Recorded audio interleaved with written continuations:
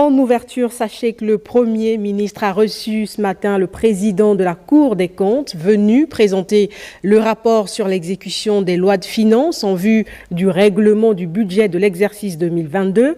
C'était en présence des ministres sectoriels, les recommandations et les projections du contrôleur des finances publiques avec Balbin Tsamomva, Francis Sifuna et Peter Monfumbi de la presse de la primature.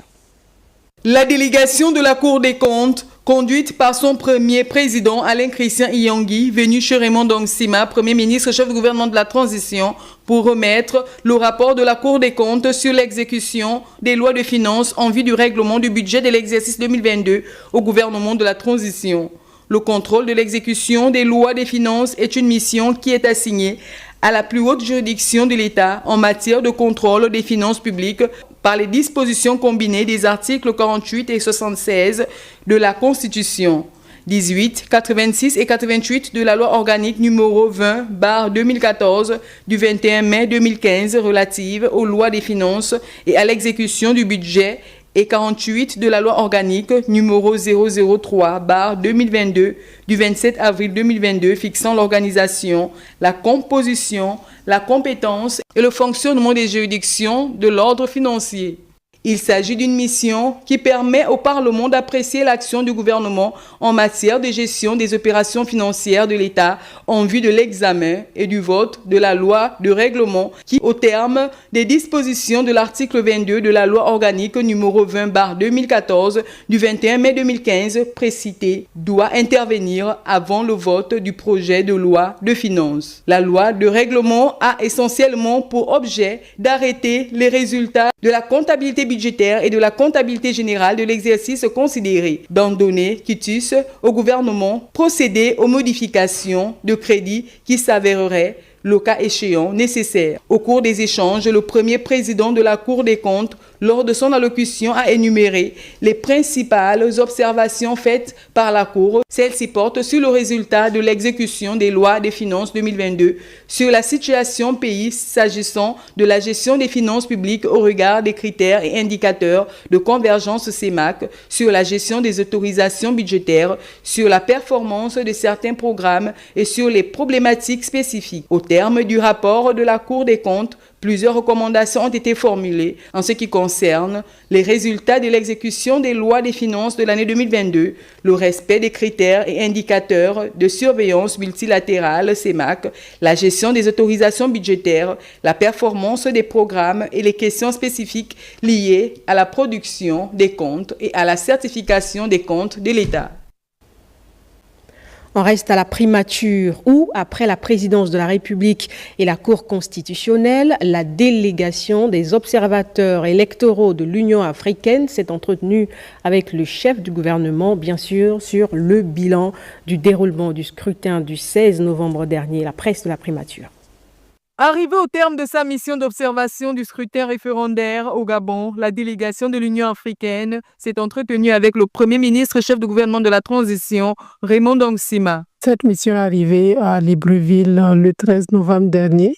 Elle a passé en tout une semaine, au cours de laquelle elle a rencontré des autorités et des présidents d'institutions. Mais elle a également observé le référendum le samedi à Libreville, dans les différents arrondissements et également hors de Libreville. Et nous avons souhaité venir rencontrer son Excellence, Monsieur le Premier ministre, afin de lui rendre compte de cette mission qui est déployée ici. Le rapport final sera remis à l'instance dirigeante de la Commission de l'Union africaine. L'équipe a observé que le référendum s'est déroulé dans le calme et que nous avons pu apprécier, noter, comme je le dis, la maturité politique des Gabonais. Et cela est vraiment à saluer et à féliciter. À l'issue des échanges, le chef du gouvernement de la transition, Raymond Dongsima, a témoigné sa satisfaction pour l'intérêt que l'Union africaine accorde au Gabon, pays membre. Le chef du gouvernement qui a également devisé avec les responsables du groupe Meridiam en charge du financement des travaux de la Transgabonaise sur l'axe PK24-Ntoum à l'arrêt depuis quelques semaines. Presse de la primature, Frédéric Yenda Moukoula, Francis Ifunda.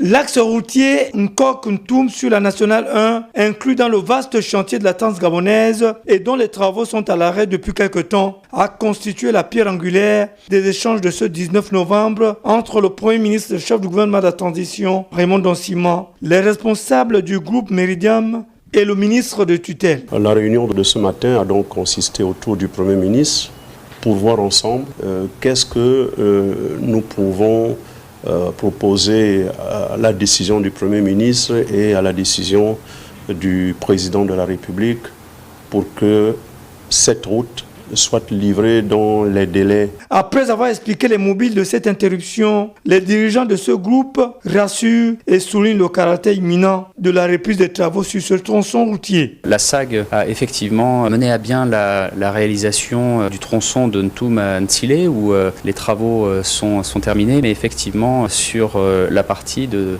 Libreville à Ntoum, ces derniers temps, il y a eu un ralentissement des travaux dont nous discutons avec Monsieur le Premier ministre et les autorités de tutelle du projet, des moyens de finaliser rapidement ces travaux. Nous allons avancer effectivement pour trouver les moyens de finaliser cette partie des travaux. La route, facteur de développement, constitue indéniablement la priorité des priorités des chantiers des hautes autorités de la transition au Gabon.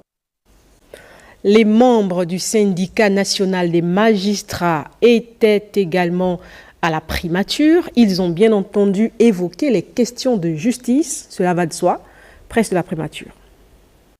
Au nombre des préoccupations soumises au Premier ministre, chef du gouvernement de la transition au cours des échanges, l'évolution de la carrière de cette catégorie des membres du corps judiciaire, un an après l'adoption de la loi portant statut particulier des magistrats. Dans la foulée de la suspension de notre mouvement de grève à la demande des autorités de transition, nous avons vu l'adoption de la loi portant statut des magistrats. Nous attendions en tant que magistrats les textes d'application de cette loi. Plus d'un an après, nous ne comprenons pas que les textes d'application d'une loi qui a été promulguée par le président de la transition ne soient pas toujours pris. Aujourd'hui, les 700 magistrats que nous sommes commencent à s'impatienter. Les décisions issues du dernier Conseil supérieur de la magistrature ont également figuré en bonne place des discussions. Les sujets qui préoccupent les magistrats sont urgents et pressants. Que nous sommes également préoccupés par un autre aspect. À l'issue des décisions prises à la faveur du Conseil supérieur de la magistrature en sa session du 14 août 2024. Le patron du gouvernement a été réceptif aux préoccupations des hommes en toge qui ont félicité le sens d'ouverture de l'autorité de la transition. Cette rencontre intervient un an après la suspension de leur mouvement d'humeur à la demande des pouvoirs publics.